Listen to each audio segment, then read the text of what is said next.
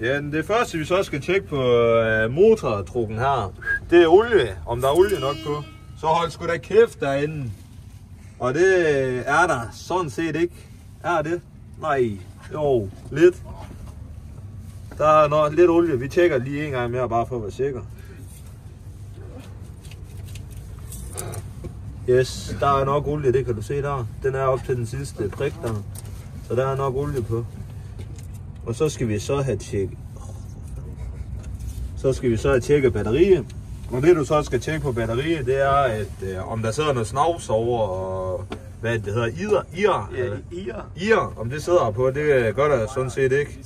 Og det er så et 12 volts batteri, så der er 6 celler i sådan en her, for der er 2 volt i hver celle. Så det er sgu nok fint, det der batteri der. Så har vi noget kølervæske. Det sidder herovre.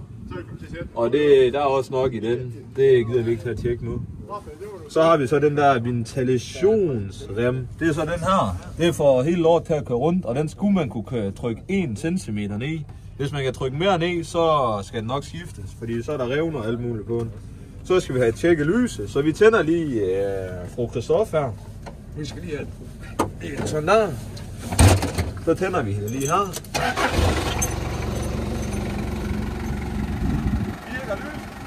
Det virker. Yes, lys, det virker. Så vi skal også lige se om bremselys, det virker. Bare lige gå bagved. Hvor fanden så det? Prøv at trykke på igen. Ja, det virker. Det virker. Ja, tak. Jeg skal bare lige høre om hurtigt, det også virker. Det virker også, så det er også $12. Så er der så time til her ind igen. Det ser du her på trukken også. Og det er også nogle antal timer. Så er det så parkeringsbremsen. Den er så anderledes her. Der skal du trykke op her, hvis du skal trække bremsen. Og når du så skal slå bremsen til igen, så skal du trykke den her ned. Og så har vi så driftbremsen. Ja, den kan du også se her, den virker stadigvæk. Det som den gør på eltrukken. Og styretøj, ja, det virker også som så godt som det kan. Så har vi så hydraulikken.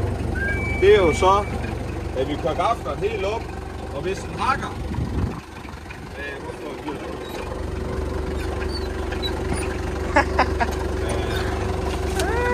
jeg sætter mig lige ind.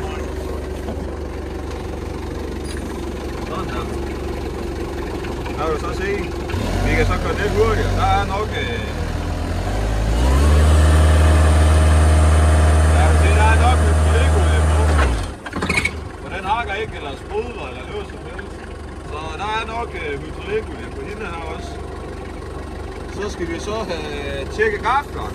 Jeg vil lige gå ud til gafleren.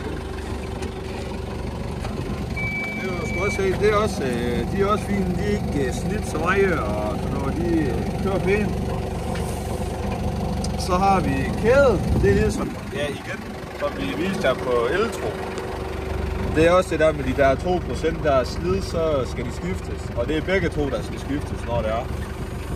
Og så har vi så dæktrykket. Det kontrollerer man også, det kontrollerer du dagligt, når det er. Eller, fordi hvis du ikke kontrollerer det, så kan det være noget med stabiliteten på trukken, at det er ikke så godt til personer efter gods eller sådan noget.